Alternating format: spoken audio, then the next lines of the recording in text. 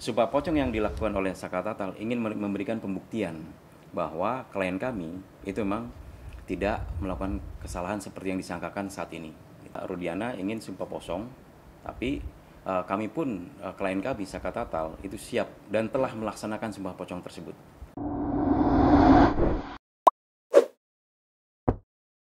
Ya, artinya gini, Saka Tatal melakukan sumpah pocong itu berdasarkan memang ada tantangan dari Rudiana sebelumnya, bahwa Rudiana ingin sumpah pocong, tapi kami pun klien kami Saka Tatal itu siap dan telah melaksanakan sumpah pocong tersebut.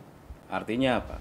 Sumpah pocong yang dilakukan oleh Saka Tatal ingin memberikan pembuktian bahwa klien kami itu memang tidak melakukan kesalahan seperti yang disangkakan saat ini. Seperti yang kita ketahui, itu 7 terpidana plus Saka Tatal. Kenapa harus melakukan sumpah pocong? Artinya seberapa besar sih dampaknya ketika harus melakukan sumpah pocong kepada si Saka Tatal sendiri, Bang? Kemarin juga pada saat sumpah pocong dilakukan, Saka Tatal itu sempat karena sumpah pocong itu hubungannya kita menyebut nama Allah di situ kan. Artinya kita benar-benar bersaksi bahwa klien kami itu sama sekali tidak melakukan seperti yang memang disangkakan sebelumnya gitu. Jadi benar-benar ini karena mungkin klien kami itu udah capek juga ya, bagaimana caranya melakukan pembuktian selain pembuktian secara di pengadilan. Nah, makanya dengan sumpah pocong. Sumpah pocong ini dimaksudkan sebetulnya membuat tantangan juga kepada Rudiana. Sempat kecewa nggak sih, Bang? Artinya kemarin sempat kan diharapkan kan Pak Rudiana datang ya untuk menerima gitu. Ya, Sama-sama melakukan sumpah pocong gitu. Kecewa, tapi kan sumpah pocong yang dimaksud Rudiana itu bersaksi atas kematian anaknya, bukan atas kasus ini gitu. Jadi kecewa pasti dong, kita kecewa dia nggak datang gitu. Tapi paling penting adalah klien kami telah membuktikan bahwa siap dengan sumpah pocong gitu. Oke, berarti artinya yang Abang dan tim harapkan itu Rudiana itu sumpah pocong bukan tentang kematian anaknya, tapi tentang yang dituduhkan ke dia sebagai perancang. Iya, karena kalau kematian kan udah kita tahu semua ya kan, yang meninggal siapa, seperti itu. Bang, kemarin Saka bilang saat itu kepada skrim dia bilang AF dan DD itu berbohong, Bang ya. Nah, berbohongnya seperti apa sih, Bang? Boleh dijabarkan? Sesuai dengan pemanggilan kami ke Bareskrim kemarin, itu ada 32 pertanyaan. Nah, berbohongnya itu artinya kita ini diminta memberikan keterangan tentang kesaksian palsunya si Aib gitu loh. Nah, itu memang karena pada saat kejadian itu Saka Tatal tidak berada di lokasi begitu. Jadi benar-benar Saka Tatal tuh pada saat kejadian di 2016 itu memang sebetulnya berada di rumah keluarganya seperti itu. Sudah ada ini juga memang artinya Abah sebagai kuasa hukum menyiapkan novum terkait dari nanti akan dilanjutkan lagi PK-nya, Bang. Ya, novum kita sudah siapkan semua, tapi belum bisa kita expose di sini. Novum kita ada semua. Kemarin kan sempat ditolak gitu, Bang ya. Terkait dengan ditolaknya novum gimana, Bang, tanggapannya? Ya, dengan semakin adanya saksi-saksi baru, artinya sekarang apalagi sudah menguatkan klien kami ya, bahwa si Dede juga sudah mengakui ya. Artinya kalau di dalam kesaksian tersebut palsu, berarti putusan yang diberikan oleh hakim. Nah, silakan rekan-rekan media sendiri yang mengartikan gitu. Jadi kalau sudah putusan itu saksian palsu, berarti dia bersaksi untuk orang yang sebetulnya tidak bersalah gitu. Kenapa orang tidak bersalah sampai menjalin hukuman gitu? Itu yang harus nantinya setelah ini kita harus lakukan rehab dari Saka Tatal sendiri gitu. Bang, berarti sidang PK Saka Tatal udah sejauh mana proses, tinggal nunggu putusan dari Mahkamah Agung atau seperti apa, Bang? Ya, kita masih menunggu. Prosesnya berapa lama sih dari persidangan kemarin? Kemarin itu sekitar 2 mingguan ya. Berarti sekitar tanggal berapa nanti putusan dari MA keluar? Nanti kita belum bisa ini karena dari mereka, bukan dari kita. Itu nanti ada yang disampaikan langsung. Bang, ini kan proses hukumnya waktu tahun 2016 itu sumir mungkin, Bang. Akhirnya bisa dikatakan semua tepat yang ibarat diduga tidak bersalah jadi bersalah bang. Kan ini di kasus ini juga dinaikin gara-gara film bang. Artinya film itu termasuk yang membongkar kasus ini dia mungkin lagi atau seperti apa? Yes, jadi gini, film tersebut memang mungkin tidak semuanya sesuai ya, tetapi yang saya tangkap karena saya kebetulan nonton film itu kan, yang ditangkap itu adalah tagline terakhir ya, tagline terakhir itu bahwa masih ada DPO. Nah, setelah film itu tayang itu langsung ya salah satu pengacara viral kan. Nah, di situ. Jadi sebetulnya dari PH tersebut berhasil mengungkap sebuah kejadian yang memang sebetulnya harus diungkap sebuah kebenaran. Dan di sini yang paling penting adalah kita sebagai warga negara butuh keadilan, ya kan? Karena sekarang seseorang Saka Tatal yang memang orang tidak punya, ya kan? Dan rekan kami Bu Titin itu menemaninya ya dari tahun 2016. Jadi kita butuh keadilan di sini. Dan insya Allah kita akan bisa memenangkan dan Saka Tatal sudah bisa lebih baik lagi atau bebas dari itu. Miris ya bang melihat ketika abang mendampingi Saka Tatal sekarang tahun 2024 ketika melihat flashback ke belakang anak-anak itu masih pada berusia. Yes. Siapapun akan menangis ketika mendengar cerita langsung dari yang bersangkutan. Ya, termasuk kemarin rekan kami Pak Arhat Abbas pada saat sidang itu menangis. Artinya apa?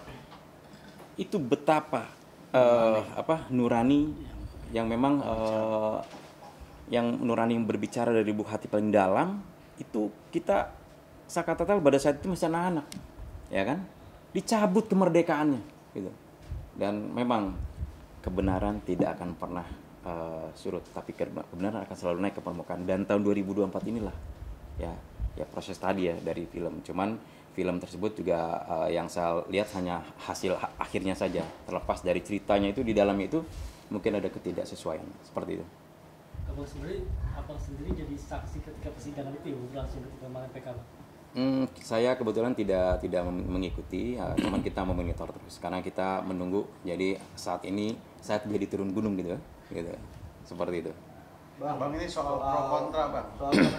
Soal itu Rudiana bang yang kemarin ada ex-Wakapolri bilang nih kalau itu Rudiana ini merekayasa kasus Vina ini bang. Wakapolri. Dia ex-Wakapolri.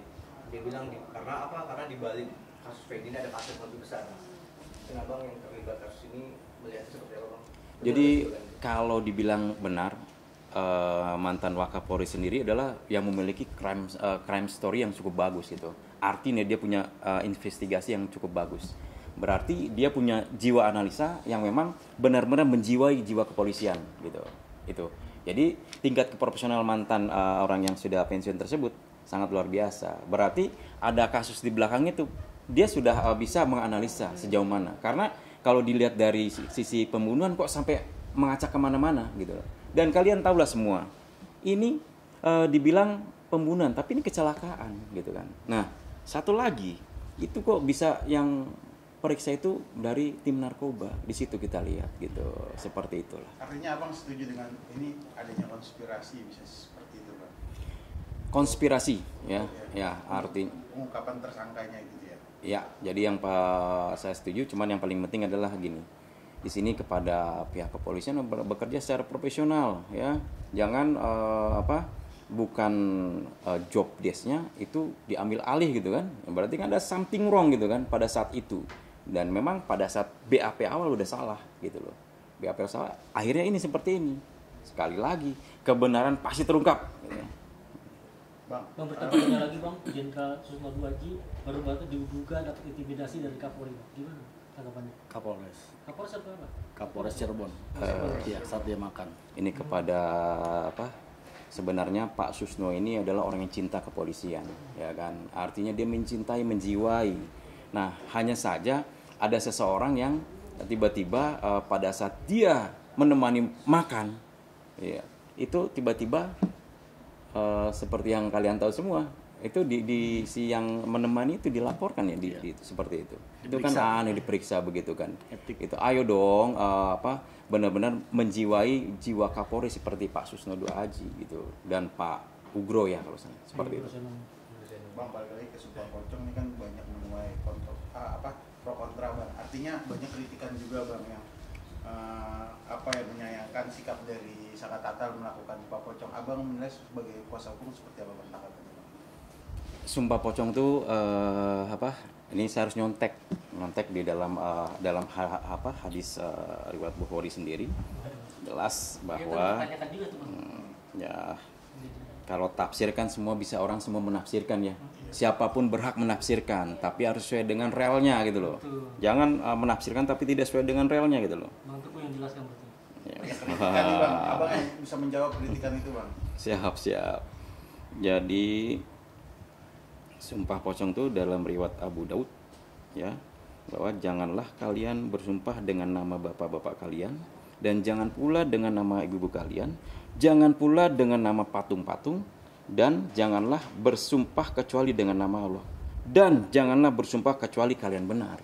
Itu itu hadis riwayat Abu Daud. Tapi Jadi ketika dia benar boleh melakukan itu, Bang. ya Saka Tatal itu pengen menunjukkan bahwa saya ini benar gitu loh, tidak melakukan seperti yang disangkakan, seperti itu. Jadi caranya apa? Ya udah sumpah pocong. Sumpah pocong itu sebetulnya kan tradisi bangsa Indonesia kan, kearifan lokal gitu, seperti itu. Jadi ya sah-sah saja mau melakukan sumpah pocong, artinya dia mau menunjukkan kepada masyarakat kita nih. Dan yang dilakukan juga di masjid kok, gitu, seperti itu. Tapi ada yang bilang katanya hukum di Indonesia tidak mengenal sumpah pocong. Abang sendiri gimana bang tanggapannya bang?